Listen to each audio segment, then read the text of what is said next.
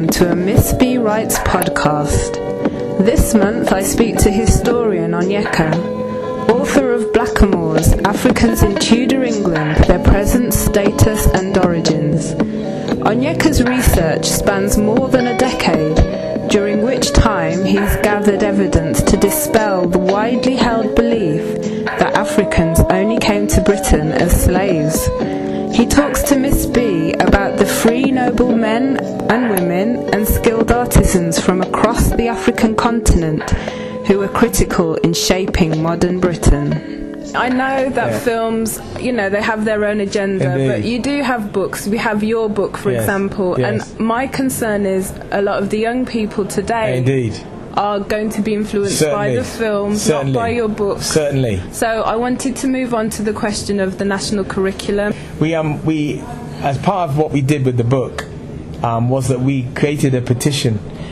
We got over 5,000 signatures, and we presented those signatures to the Houses of Parliament through Narrative Eye to get the black tutors included on the curriculum. And we wanted black tutors in particular to be included on curriculum because it's pre-slavery, pre-transatlantic slavery, the scientific racism, and therefore would have given all children a perspective on an African presence before transatlantic slavery kicks in, wholesale, and then it gives them a window also to a medieval African presence, which is even more interesting. Yes, so this is what we wanted.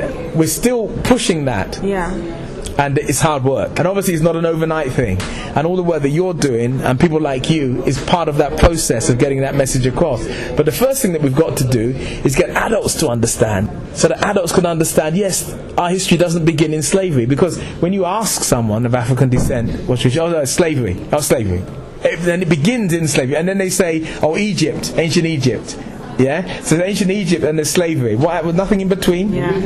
So nothing in between. It's just ancient Egypt and slavery? Is that it? So what happened between? Yes? And this history, we say, well, what about your history in this country? Windrush, 1948. So there was nobody here before Windrush. Marcus Garvey died here in 1940, 8 years before the Empire Windrush.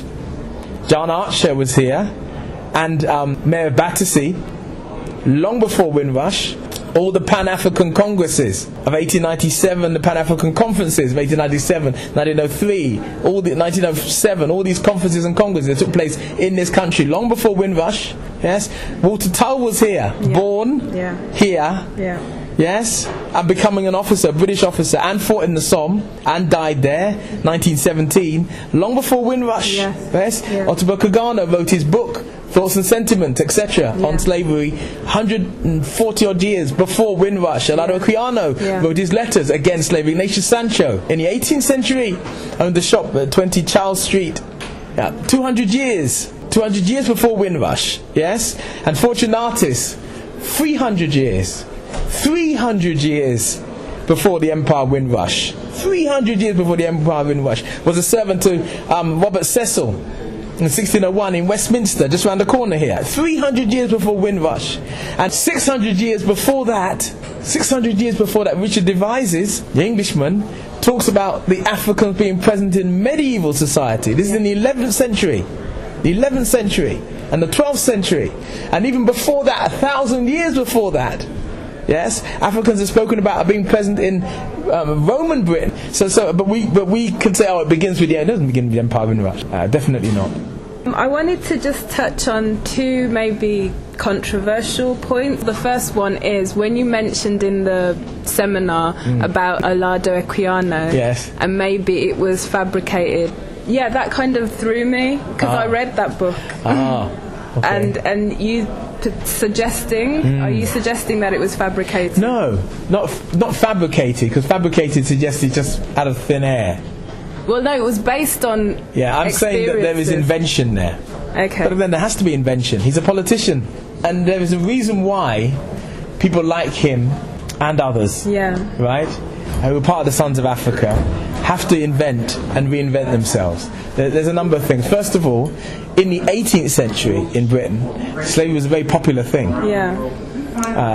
It's not like it became in the 19th century, or the end of the 19th century, unpopular, unfashionable, and regarded as the peculiar trade. Right? What you find with Equiano is that in the 18th and 19th century, we find that slavery was a very, very popular activity and a very fashionable activity. Men would go off from Britain to make money and to be successful. And part of that was to establish a plantation in the Caribbean, perhaps, or the Americas, because it was still under British control, or in South America, or perhaps in the islands off the coast of Africa, the Canaries, or Saint-Tropez and Pinkapay, or those other islands off the coast of West Africa, or even perhaps to establish a slave plantation in West Africa, because what people forget, there were plantations in West Africa and in East Africa. People never talk about those. Where? Throughout West Africa, throughout what we now call Ghana, throughout what we now call Nigeria, throughout what we now call East Africa, and people forget that, right? And they were established in the 19th and the 20th century. In fact, they go on after slavery. So it was a very fashionable activity in the 18th century and the 19th century. So those Africans in Britain who attempted to fight against it were fighting against a very fashionable activity, and they had to do it with extreme intelligence and cunning and skill, right? And Dr. Kugano and Lado Kugano and others had this skill. Part of this skill was to reinvent their own existence so that their own existence can be an advert against slavery. Ignatius Sancho does this in a sense. He's more lucky because he's born on a slave ship, because his father commits suicide, because his mother doesn't live very long, right? Because he's orphaned, because he's raised initially by white English people who treat him badly, because he runs away, right? His life can be a little bit of an advert, but Olado Equiano is slightly different. We don't know quite about his background. He says he's from royal aristocratic class. He says this so that he can have kudos amongst his white English aristocrats. Okay. Because in order for you to write and for people to listen to you, you need the aristocratic background in 18th century Britain, right? You need that. So Olado Equiano, if he doesn't have it, needs to invent that in order to have the influence in British society at that time. So therefore, him reinventing, we shouldn't hold that against him. We should say that that's a necessary thing for his political strategy, right? Ottobah Kugano is slightly different because he comes from a noble background in Ghana, and therefore he says that I was this noble and then I was reduced to this status. So he's able to have that impact because he comes from that background.